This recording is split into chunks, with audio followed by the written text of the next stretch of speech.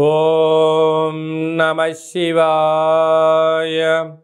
ఓం నమో నారాయణాయ. ఓం శ్రీ నరదృష్టి నివారణ కాళభైరవాయ నమో నమః. ఓం కుజ అరిష్టేతు సంప్రాప్తే కుజ పూజాంచ కారయేత్. కుజ ధ్యానం ప్రవక్ష్యామి రుణ రోగ శత్రుపీడోప ఉపశాంతయే. హరి ఓం.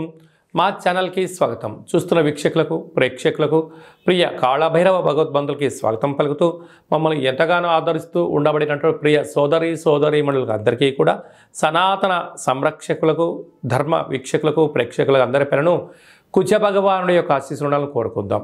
కుజుడు రోగకారకుడు, రుణకారకుడు, శత్రుకారకుడు. ఎవరి యొక్క జాతకంలోనైనా లగ్నంలోనైనా 1లో 2లో 4లో 7లో 8లో 12లో కుజుడు సంచారం చేసినట్లయితే కుజదోష ప్రభావం ఉంటుంది.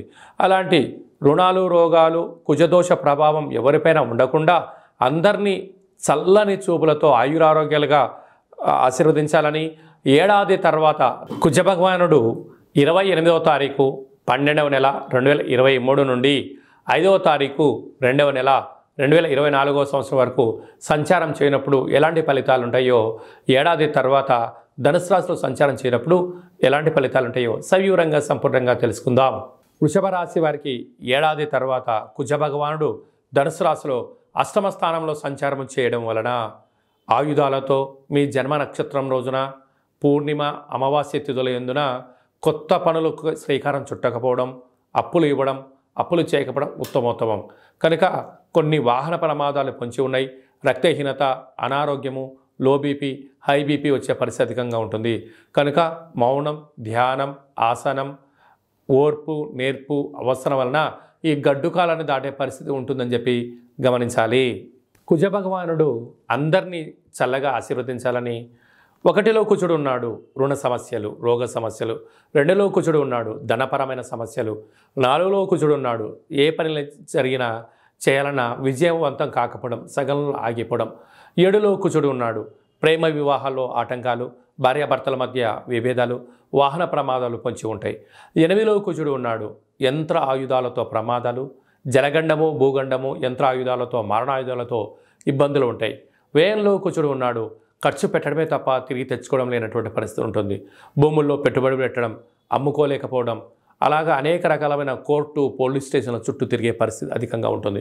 కనుక ఇలాంటి కుజ భగవానుడి యొక్క అనుగ్రహం లేనటువంటి వారందరం ఏం చేయాలి అన్నట్లయితే, ప్రతి మంగళవారం పూట ఉదయం 6 గంటల నుండి 7 గంటల వరకు కుజహోర జరుగుతూ ఉంటుంది. అలాంటి కాల సమయంలో మౌనంగా ఉండడం, వీలైనంత వరకు కుజ ధ్యానం చేసుకోవడం యోగదాయకం. అలాగనే ఎరుపు వస్త్రాన్ని, ఎరుపు క్లాత్ మీద కూర్చొని సాధన చేయడం వలన అంగారకుడి యొక్క ఆశీస్సులు అద్భుతంగా మనకుంటాయి. అలాగా ప్రతి మంగళవారం పూట కందిపప్పుతో కూడుకున్న ఆహారాన్ని భుజింపచేయడం, ఒక ఎరుపు క్లాతులో 1 కేజీ బావు కందులను కానీ కందిపప్పును కానీ మూటకట్టి, ఒక 7 ఎర్రటి ఒత్తులను ఆముదంలో నానబెట్టి, ఇలాంటి సమస్యలు ఉండబడిన వారికి దిష్టి తీసి ప్రవహించే నీటిలో వేయడం వలన చేపలు లాంటివి అనేక తిని తనకున్న కుజదోషం తొలగిపోతుంది. అలాగనే నానబెట్టి గోమాతగా పెట్టడం వల్ల కర్మదోషం తొలగిపోతుంది. అలా కుదరలేదు బ్రాహ్మణుడికి దానం ఇవ్వడం వల్ల, ఆ బ్రాహ్మణ భోజనం చేయడం వల్ల మనకు సంచిత ప్రారబ్ధ ఆగమిక కర్మలు తొలగిపోతాయని చెప్పి గమనించాలి. అలా మీరు పడుకునేటువంటి రూమ్లో ఒక ఎరుపు లైట్ని ఏర్పాటు చేయడము, ఎరుపు క్లాత్తో పైన పడుచుకొని పడుకోవడము, అలాగే ఎరుపు వస్త్రాన్ని దానం చేయడం వల్ల రుణ సమస్యలు, రోగ సమస్యలు తొలగిపోతాయి. అబ్బో ఇలా చాలా కష్టమండి, మేము చేయలేము అనుకుంటున్న వారందరికీ ఒక అద్భుతమైన ఆధ్యాత్మికమైనటువంటి రెమెడీ ఏమిటి అనగా, ప్రతిరోజు స్నానం చేసేటప్పుడు ఒక 7 కంది గింజలను కానీ కందిపప్పులను నీటిలో వేసి ఆ నీటితో స్నానం చేయండి, యోగదాయకం. అలాగనే ఈ యొక్క అంగారక కల్పవృక్ష దేవతను గృహంలో ఉంచుకొని ప్రతిరోజు ఉదయము కుదిరితే సాయంత్రం పూట 2 అగరబత్తులు వెలిగించి ఓం క్రాం క్రీం క్రోం సహ భౌమాయ నమః అనే మంత్రాన్ని 7 సార్లు, కుదిరితే 27 సార్లు, కుదరలేదు 108 సార్లైనా కుదిరేలాగా చేసుకొని మంత్ర సాధన మీరు చేసినట్లయితే ఇలాంటి అనేక రకాల సమస్యలు తొలగిపోతాయని చెప్పి గమనించాలి. అలాగనే మీ వ్యక్తిగత జాతకం తెలుసుకోవాలనుకుంటున్నారా? మీరు పుట్టినటువంటి తేదీ, నెల, సంవత్సరం పుట్టిన సమయాన్ని రాసి పంపించినట్లయితే సవివరంగా సంపూర్ణంగా 100 సంవత్సరాల జాతకాన్ని రాసి పంపించడం జరుగుతుంది. మీరు పుట్టినప్పుడు గ్రహ గమనాలు ఎలా ఉన్నాయి, ప్రస్తుతం ఎలా ఉంటున్నాయి, రాబోయే కాలం ఎలా ఉండబోతున్నాయో మీకు క్లుప్తంగా సవివరంగా తెలియజేయడం జరుగుతుంది. అలాగే చాలామందికి పుట్టినటువంటి కాల సమయంలో డేటా ఆఫ్ బర్త్లో లేనటువంటి వారందరికీ కూడా మీ పేరు యొక్క మొదటి అక్షరాన్ని అనుసరిస్తూ రాశిని తెలియచేస్తూ కాళ్ళ భైరవ ఉపాసన చేత మీకు గవళ ద్వారా భూత భవిష్యత్ వర్తమానాన్ని తెలియజేయడం జరుగుతుంది. కనుక ఆసక్తి గలవారు ఈ కింద నెంబర్ని ఆన్లైన్ ద్వారా కానీ ఆఫ్లైన్ ద్వారా కానీ వాట్సాప్ ద్వారా సంప్రదించి అపాయింట్మెంట్ తీసుకొని సంప్రదించగలరు. ఆధ్యాత్మిక విషయాలను తెలుసుకొని అష్ట కష్టాలకు దూరంగా ఉంటూ అష్టైశ్వర్య ప్రాప్తిని పొందాలని ఆశీర్వచనం.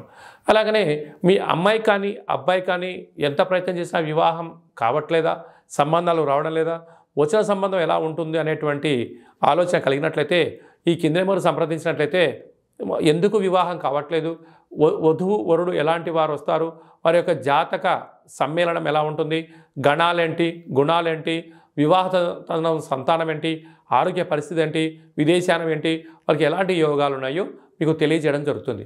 అలాగే గతంలో వివాహమైన దంపతులు తరచూ గొడవ పడుతున్నట్లయితే, పోలీస్ స్టేషన్లని కోర్టు మెట్లు ఎక్కుతున్నట్లయితే ఎందుకు ఈ సమస్య వస్తుంది, మీ పేరులో కొన్ని అక్షరాల మార్పు ద్వారా ఆధ్యాత్మిక సలహాల ద్వారా మిమ్మల్ని పాలు నీళ్ళలాగా కలిసి ఉండేటువంటి ఆధ్యాత్మిక సలహాలు సూచనలు కూడా ఇవ్వడం జరుగుతుంది.